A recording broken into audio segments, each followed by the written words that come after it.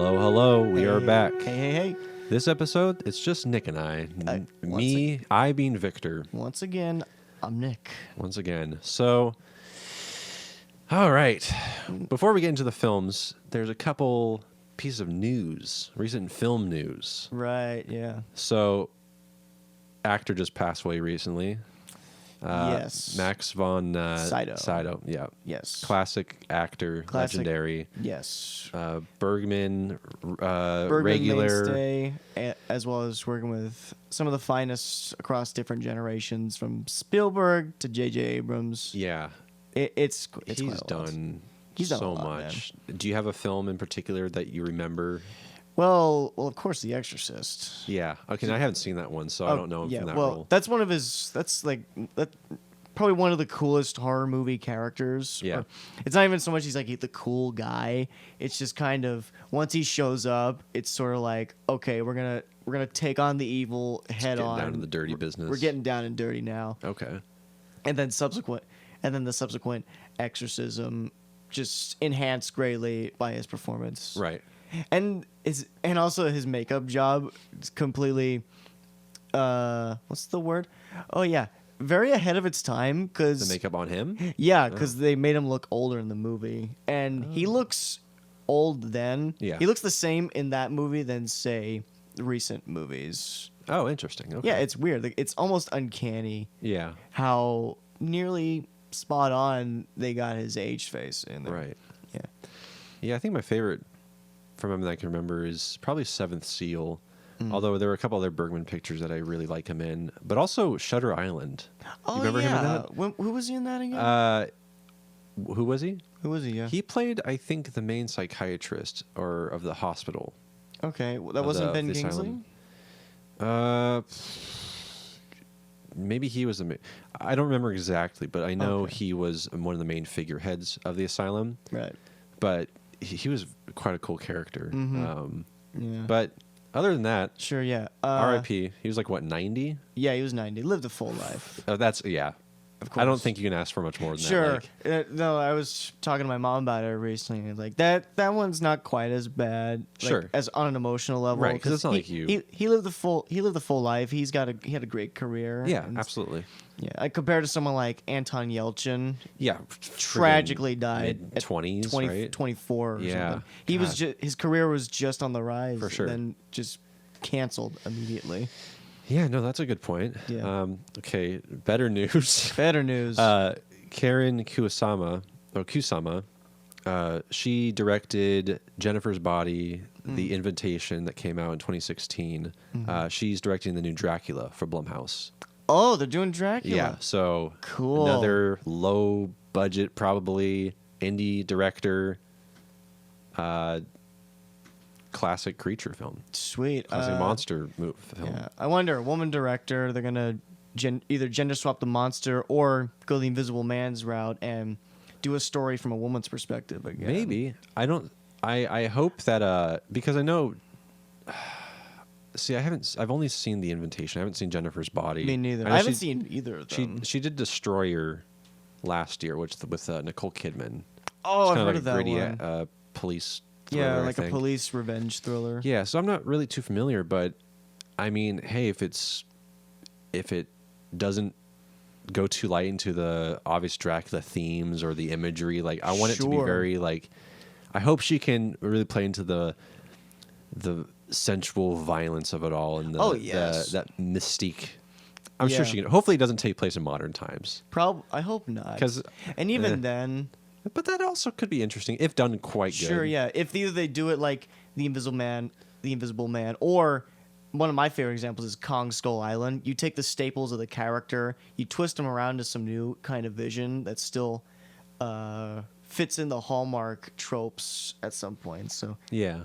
Kong Skull Island, they at one point they have him in chains. They give him there's a girl that he not quite grows fond of, but just has a connection with. Right.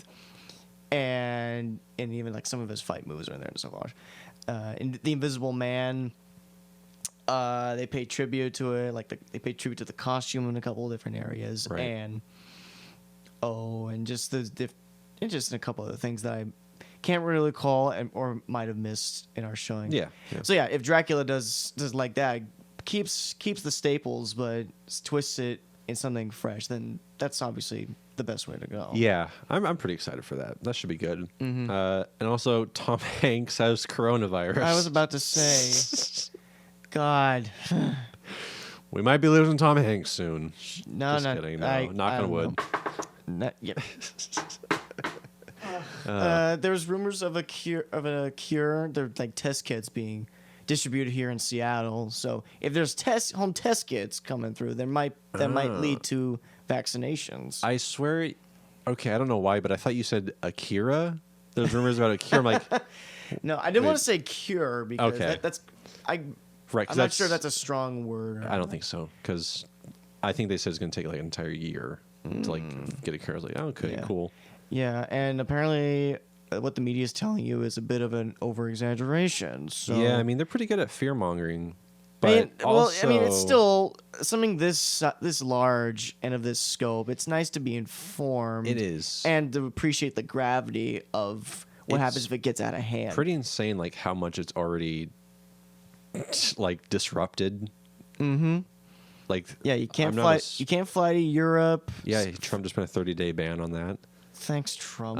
Also, I don't watch basketball, but they postponed Yeah. NBA season, which is pretty insane. Yeah, MLB also postponed baseball. As Oh, well. yeah, and our governor Jay Inslee, he is banning events with over 250 people. So Comic-Con's postponed. Probably many other events I'm just not aware of. But yeah, dude, it's even film sets and sure. film releases are getting pushed back. I wonder for how long, dude. Like, Well, No Time to Die got pushed back to November. oh yeah, So if that's any indication, jeez yeah, that's right. They Louise. pushed it back because of the theatrical marketplace. They were like, Yeah. we're not gonna make a lot of money showing this Right. in April or whatever.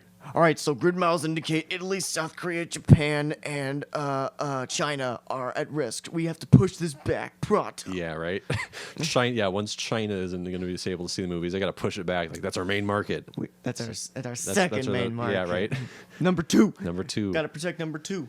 But yeah, I hope Tom Hanks pulls through. Hopefully, Tom Hanks pulls. Seattle is ground zero in the states. Why us? Home of the coronavirus Not to be for Washington. Not to be selfish or pass the blame or whatever, booed. But why us? I know. I was thinking that too. It's just like, why? Come on. I guess we never really have anything interesting happen here, Yeah, so I guess Everett's- might as well. Yeah, Everett's 20, 30 minutes north of us. Yeah. So, Good shit. to Everett. It's just going to come down south, apparently. Yeah. It's- Well, that's nuts. so let's get into the movie. So let's We'll get into talk the about movie. let's talk about Blowout. Yes. So we got Blowout for you right now. These were my picks. Yes.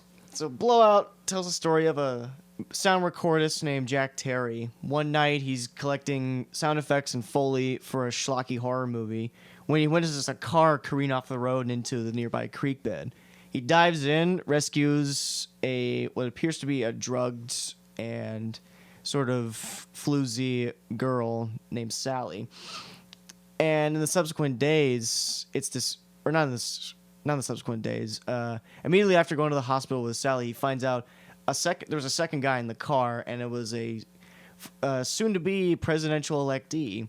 And from there, the signs point to some kind of conspiracy as Jack goes down this rabbit hole of paranoia and deep cover conspiracy. Yeah. So yeah. So what did you think? Because this is your first time seeing it. Yes. So for one thing, my Brian De Palma is kind of green. I'm kind of a greenhorn Yeah. with him a little bit. I watched Carrie. The most recent movie I saw was Carrie, and that was a couple years ago. And way back when I saw the first Mission Impossible movie, I remember liking it. Okay. Yeah. Yeah. But after I watched this movie, I was just screaming myself, "Need more De Palma!" Yeah. I was really loving this Good. movie. I had a feeling you would like it It's for sure. so great. Yeah, this reminded me of like one of the better Alfred Hitchcock movies. There is, yeah, for sure. There are hints of that in more it's modern times. it's a suspense thriller, and it's that very familiar concept of your average Joe protagonist is getting wrapped up in extraordinary events, and it's directed really Dude, well. It's almost ahead of its time in some areas. I would say because this is It's 81. 1981. Yeah, It's that's crazy. pretty early. Yeah, there are a lot of like technical aspects that Bruh.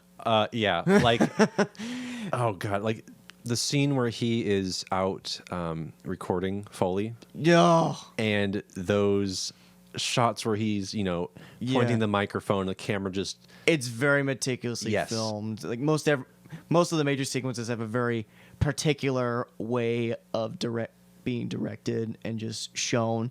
It's truly unique. Brian De Palma, he's one of those directors. You watch one of his movies and you kind of just say, I don't see this being done by anyone else. right. And you say that for people like Christopher Nolan or fucking maybe Robert Eggers even. Sure. Yeah, when it comes to this genre, this thriller genre, he seems to really have it. Even with a film like Carrie, where it's not necessarily Yeah. like a straight thriller. Yeah. Like some of the techniques he deploys in that, he kind of deploys in like a lot of his films, from what I've seen. Like those split images. Where Oh you yeah, got- split screen split- editing, split diopter lenses. And there's so much of that in this film. There's a lot of it. I love it's in a really early scene where Travolta's in his house and he has the TV playing. Actually, I don't even know if that's a split. No, that screen, is. was yeah. it? Okay. Yeah, he's at his editing station on the other side of the room, and he's got the TV playing for background Yeah, the noise. TV's kind of like, what's the word? Foreshadowing kind of the events are going to play out a little later on with the Liberty Bell Oh, yes. parade and everything. Yeah, we're also going to get into spoilers, Yeah. too. This is a pretty in-depth movie. But I'll just say right now, I really recommend checking this one out. Absolutely. It's grade A thrills. So yeah, it foreshadows the events about to take place. Right. And yeah, this just technical crap off the chain. The camera work's got a lot of creative shots going on. Yeah, and even to like the opening scene with the fake movie that they're filming, or not the Yeah. fake movie, but the movie that they're working on. The movie within a movie. Yeah, I really like that too because it sets up this. You're not really too sure what the point of it is at first, but I really love how voyeuristic he is, and he is like that in Carrie. And another movie I saw, what was it? Dressed to Kill. It's very like, very kind of sleazy, Yeah. but he just commits to it, Yeah. and I dig that a lot. And there's also kind of an elegance to it, sort of thing. 'Cause Yes. It's one long Steadicam tracking shot. Right. Well, obviously, calling back to John Carpenter's Halloween. For sure. And just slasher movies in general, poking fun at that genre. But yeah, there's kind of an elegance to it deep at its core. Yeah, it's not like gross. It's not like overly gross or dirty. It's just like Yeah. you said. There's a bit of like a very smooth elegance to it. Yeah. Even if it's showing, naked women. It's got like, a statement behind for sure. it. Yeah. And that's the best kind. And yeah, and also the way he directs actors is really good. The acting is so good in this Dude, movie. yeah. John Travolta. So a few months back, let me tell you about John Travolta. A few months back, we watched The Fanatic, which has become quite the infamous cult movie Oh, yeah. lately. And the whole time I was sitting there just watching, like, Johnny, What happened? What the fuck are you doing? I was just feeling sorry for this guy. He was so great in his prime, and he just kind of slowly declined over the years. This, I think, is one of my favorite performances from him. Yeah, I'm not one who's seen a lot of his films, but I think if any, this is like really very well done. No, he's really so committed. slick and believable in Yeah. his role. The way he delivers lines is so natural. I was gonna say. And he's just a likable You character. really buy that natural Joe type of character. It's just, Totally. yeah, this isn't something that he's used to. He's has No, no part of no. this whole conspiracy world. It's like Yeah. it just gets him sucked into it. Like he has no Yeah. control. It's just like Something he is that in borders on an action role early on in his career. And yeah, even before movies like Broken Arrow or Face Off, I mean, those are straight action Right, films and a bit over the top on their own right. But still, he as emotional as he gets in this movie, he's also very physical. Like the on foot chases and the car chases and whatnot. Right. It's quite cool. He does it all in this movie, and he pulls it off very well. I would say.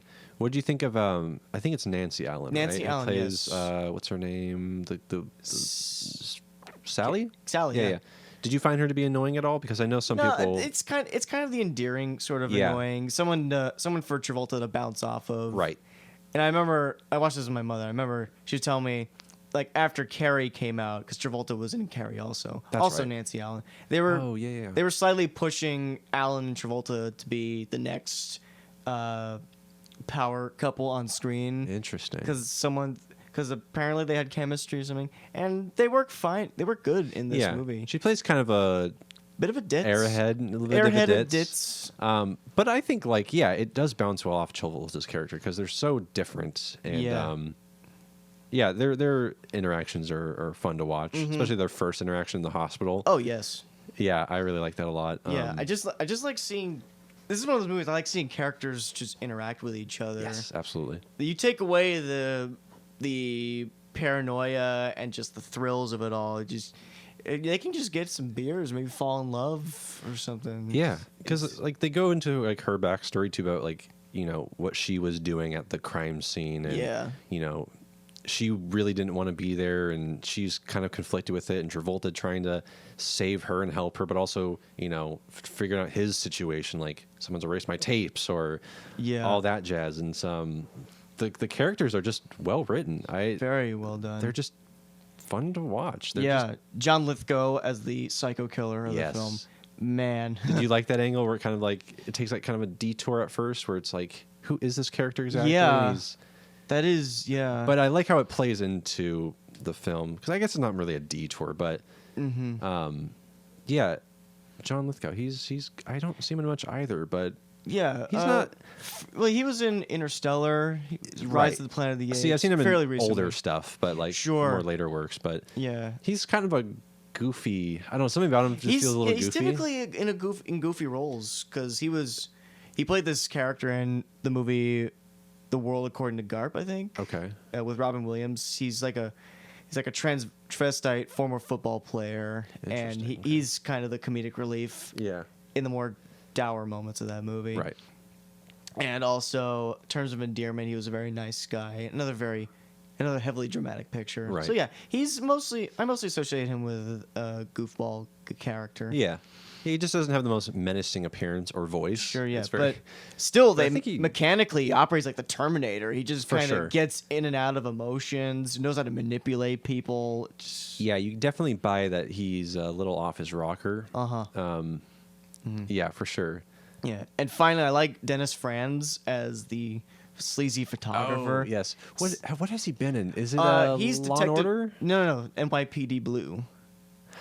That was the other 90s cop show. Yes. Yeah, Okay. Detective Sipowicz. Yes, okay. And he's also the head of airport security in Die Hard 2. He's the typical annoying police captain archetype, and that guy just ramps it up. Yeah. And he's so sleazy. In this. For sure.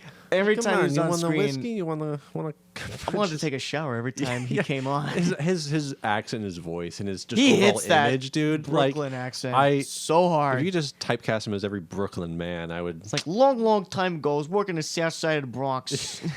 Jeez Louise. Yeah. Oh man. It's fantastic. Also, too, a lot of the set design too, I was over the moon with, especially the guy we're just talking about. What's his character's name? Do you remember? Who were we just talking about? We were just talking about Lithgow's character. No, after that, Bronx. I'll just call him Sipowicz. Sipowicz, yeah. His room is so good. It's just so messy and perfect. And same with one set that really got me was, of course, I Travolta's. liked Jack's editing bay. Yeah.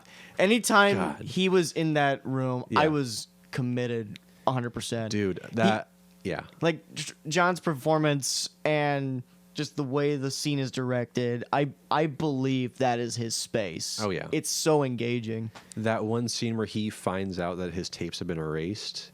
And the camera is doing a 360 spiral. Were you getting dizzy at that point? No, but it does go on for quite a while. It really does. But dude, that's like Oh, that shot's legendary. It's like is, it's yeah. iconic, dude. Yeah, I get it. It thematically fits, Yeah. but I'm still getting You're still like, woozy whoa. over here. But it's so, Make it stop. and it's staged so well too. Like he hits all the right marks. Travolta when he's walking through, Yeah. and he's frantically picking up his cassettes and his recordings. Planning that Dude. must have went into that blocking. I love when you see movies shot on film, and they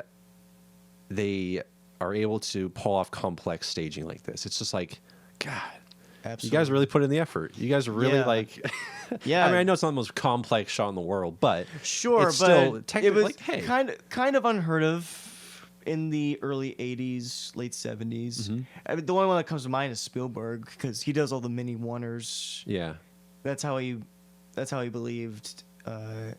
When from a directing standpoint, that's how I believe. That was his sensibility because it's not just about moving the actors; it's about moving the camera also. right, So you make the camera as much of a character as the people on screen. yeah. So I think the same thing is going on here. And that goes right into his voyeuristic aspects too. It's like, yeah, that camera is sort of a character in itself when it's Uh-huh. looking around Yeah, or every zoom, every pan, every split diopter, every split screen edit. I just love the editing in this movie. yeah, it's yeah, It's the kind of editing where the cut itself between shots is very much felt, and that's can only be saved for people like Alfred Hitchcock, or I guess just Alfred Hitchcock. He was his movie's master class in editing. for sure. Yeah, well, so I'm glad you really like this because Yes. this is my second time seeing it, and after watching this again, I was like, dude, I feel like I could watch this anytime. Like this kind of It's a very likable movie. it is, and it's not too heavy.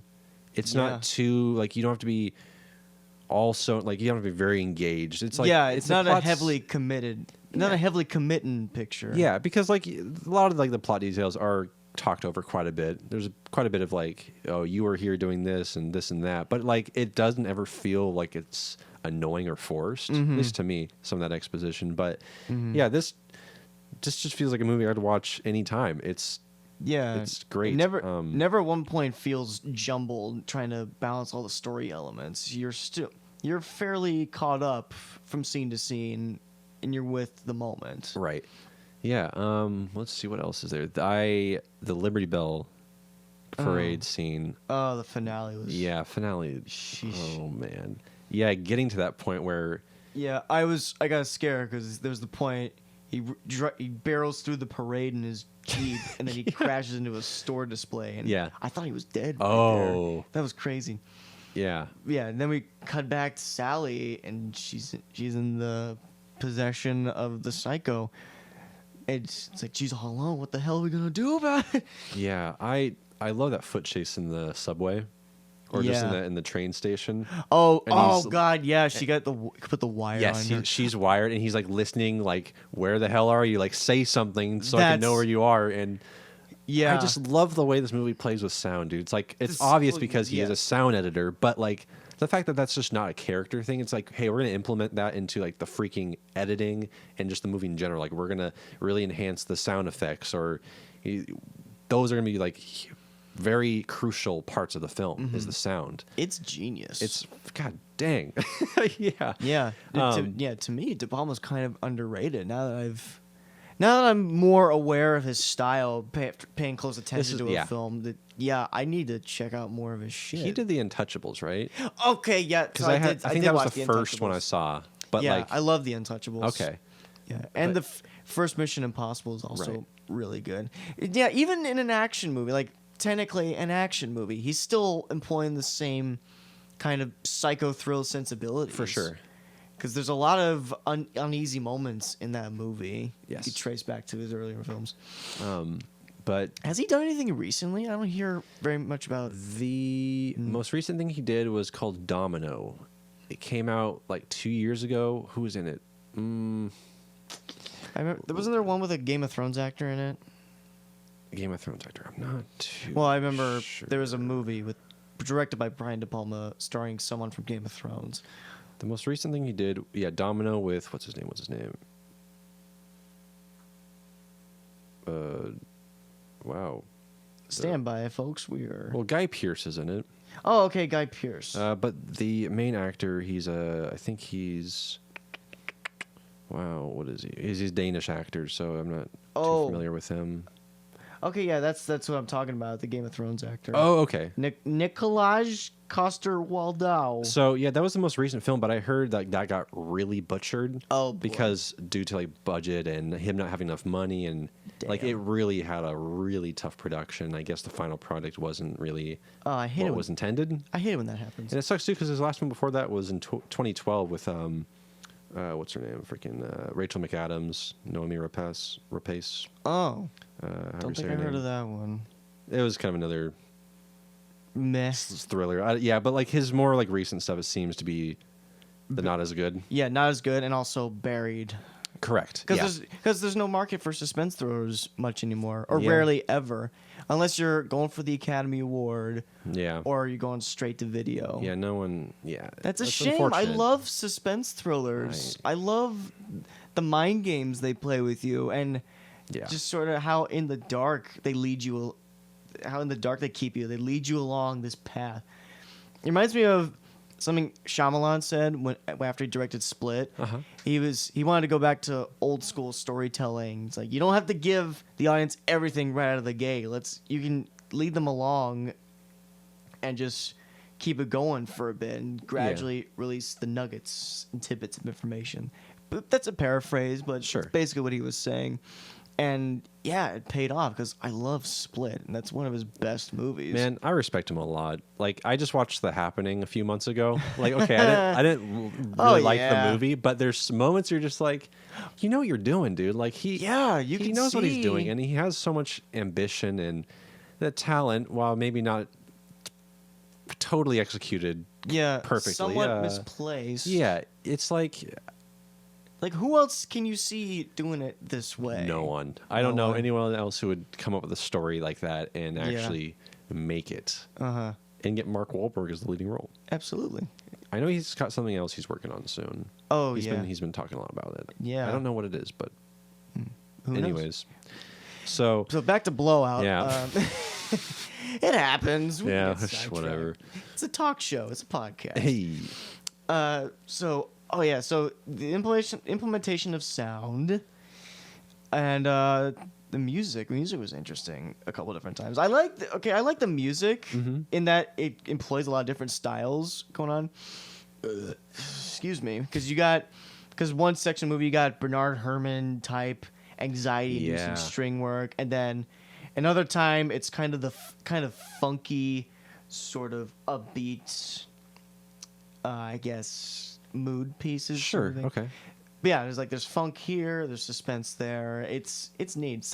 I think sometimes doesn't quite gel, or at least it's a bit jarring at first, but it still kind of works if you look at the scenes by themselves. Yeah, because there are a few moments where some of the orchestral score can be a little bit much. Like when the car goes into the river and it's got this very exciting score, but it doesn't really match the camera movements or really the pace of the scene. Right. So there are some moments, but the score itself is quite good. It is good. Yeah. It actually reminded me of there's a composer named Elliot Goldenthal. That sounds familiar. Yeah, he did the scores to Batman's Forever and Batman and Robin. Oh, okay. He also did Demolition Man.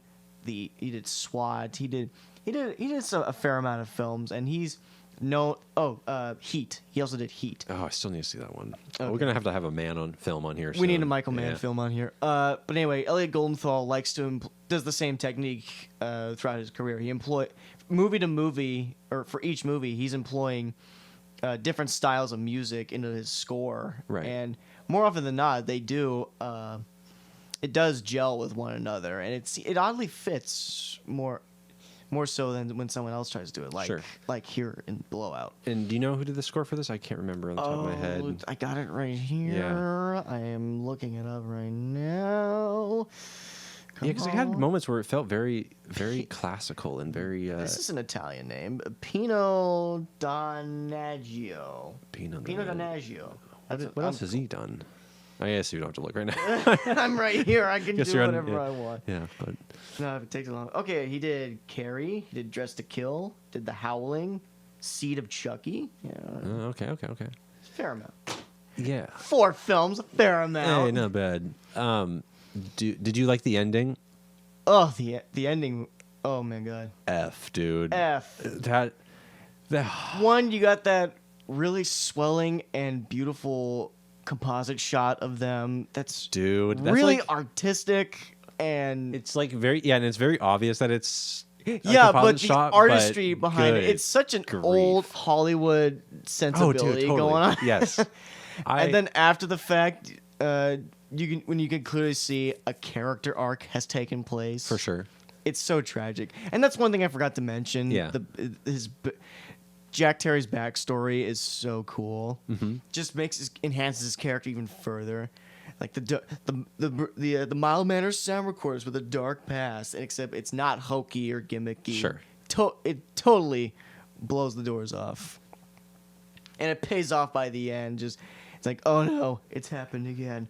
I will never be the same again. Yeah. It's Yeah, before Nancy Allen, the character, gets stabbed, I love the shot where she goes over the balcony and screams for him, and you got the American flag behind her. Yeah. And that scream, it's like amplified, and it's like, oh, it's such a perfect shot, dude. It's crazy. And then, when he goes to save her and kills Lithgow, and just that whole scene is just like... He's slow motion runs through the crowd. It's, Wow. any other movie that'd be too dramatic, but this Right. this nailed it just right. It's like, yeah, and then, like, the tension is there. It's like, dude, yeah, run, go. yeah. This is the shit I miss in my movies from time to time. Yeah, I know. Just well-directed action, thriller set pieces, and a good conspiracy, good mystery in general. It's Solid just- characters, great acting, cool storyline. I was completely surprised by this one. And I wanted to see who did the camera work, because I know his name looks familiar. Okay, I got it. Don't worry. Oh yes, Vilmos Zsigmond. Yeah, he did. He did- Oh yeah, he did Close Encounters. The Deer Indiana Hunter. Jones trilogy. We worked with Spielberg a couple different times. He's one of the most celebrated cameramen on the planet. I think he did one film from the 70s. I think you saw it. Was it Images? Probably did. Yeah, Images with what's her name? Susanna York, Robert Altman. Didn't you watch that? I don't think I did. Oh, I thought you did. Schizophrenic housewife, engulfed by terrorizing apparitions. They moved to it's like her and her. Fuck, I'm just repeating the same words. Yeah. Her and her husband go off to this country villa, and she starts to go into these episodes of schizophrenia and hallucinations. It sounds familiar. I swear, I thought you maybe not. Maybe not. But I did see Deliverance though. I haven't seen Deliverance. He shot that. That's intense. That one sounds Holy familiar. But yeah, great camera work in this film. Just technically, it's moi. Technically moi. Story moi. Thematic substance moi. And the final scene when they're running through the film again, that we see at the very beginning of the film with the scream. Yes. Oh geez. I also, on the flip side of that, I love the comedy bits in this movie. Yeah. So he comes into the recording studio. He's Travolta. He's in the middle of his conspiracy mode, and his director friend just trying to get him into the room. He's auditioning women to dub over a scream in the film. Yeah. He whips them in. They immediately start screaming, and then Travolta's response: "Keep looking." Yeah. It just goes out. Gets out of the room. Yeah, it's not it's very quick comedy, I would say. It's just a testament like how natural and effortless his acting was when he was in his prime, in his only heyday. he could just find a director to. If only there's a director who wanted him, like a good director. Oh yeah. Not freaking. Like Quentin Tarantino Durst. brought him back. John Woo liked him a lot, clearly. Oh yeah. So yeah. Then unfortunately he sold his soul to L. Ron Hubbard, and just let himself go, and it's tragic. These things happen. Yeah. I remember Wild Hogs was a Oh, I kind of a remember that favorite one. for a couple months. I back never in the day. watched it, but Oh, it yeah. was one of those weekend comedies, Right. kind of bad but entertaining for a 10-year-old. Oh, for sure. Every like a couple months. But yeah, it's a stiff far cry from this. I know it's sad to see an actor who was at just a great moment in their career, Yeah. and then you look back like, oh, Like- the fanatic. Like yeah. Speed kills. Gotti. What happened, No. Travolta? No, Life on the Line. You didn't see Life on the Line. No, that was somewhat recent, wasn't it? Yeah. I think you were telling me about that one. Yeah, 5 years ago. Him and Devon Sawa again. Okay. Just a very cheesy disaster drama movie. It's, oh god, third-rate Peter Berg movie. Oh. Ugh. There's a new Peter Berg film on Netflix. Isn't Yeah, there? I kind of want to check With that out. Wahlberg. I think it's a Yeah. remake of not a remake, but It's an adaptation of a television show. correct. I heard it wasn't very good, but I I guess don't we know. shall see. I don't know. Maybe we can do a recent release on that one. Maybe if we watch Possibly. that. I dig a Peter Berg on occasion. When he fires good, it's good. When he fires good, it's good. Yeah, Deepwater Horizon, Lone Survivor. I've only seen Lone Survivor from him. Oh yeah. I think. Yeah, But Patriots Day was really good too. oh yeah, okay. Yeah. But that's another time. Yeah, yeah.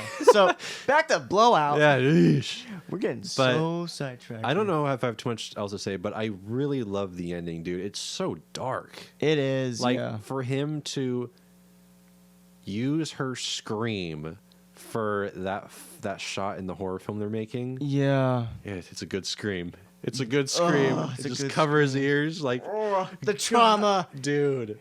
That's shit you feel I know. in here, on the inside. It's such a good moment. Like that's like It totally commits. It doesn't wimp out in No. any way either. it didn't have to do that. It That's one of didn't. those endings where like this isn't my favorite movie, but like that's an ending. Yeah. That when I first saw this, I was like, "Oh, Oh goodness, buddy, gracious. Ah. it's a good scream." Yeah, I might consider buying this one. Yeah. it impressed me a And lot. the Criterion They got scan is that's what I have it on. The Criterion scan is pretty sweet. I dude. love it. I think they actually and on the disc too. I think they have one of his older feature films on one of Palma's Okay. earlier works. But Like pre-Carrie? Or- Yes. Oh, okay. I don't know which one exactly. I forget the name, but it's worth it. Cool. It's worth it. So I don't know. I don't have too much else to say I about this think we can one. go into the ratings here. Yeah. Well. Yeah. Great. Great, conspiracy. Great, solid, Great. amazing film. Great. Yeah, it's a good movie, guys. I'm gonna hit it with a solid 4, maybe 4.5, because it was very surprising, Uh-huh. and I just fell in love right away. So Yeah. I'll teeter 4.5, 4. Okay. Yeah, I'm gonna hit it with a 4. This was a 3.5 at one point, but that was 3 years ago when I was still like not getting the hang of everything. So yeah, Building blocks of Victor. this is overall just so solid, and there's not really anything I dislike or I think is very boring. Yeah, It's just all around it's fine ass solid. filmmaking. Like Rock solid. it's rock solid, dude. So yeah, that's all I got. Me too. 4, Go 4. watch this movie. It's a great one. Yeah, and it's on Prime too. So It's on Prime. you Go have no buy it in excuse. Criterion. Go buy it regular. Go to Best Buy. I don't care how you do it. If you haven't seen De Palma, let this be your first. Why not? Good starter. It's definitely a good starter. I'd put that up there. Absolutely. Well, that's what we got for now. Yeah, that'll be it. We'll catch you on the next yeah, one. thanks for listening. Bye bye.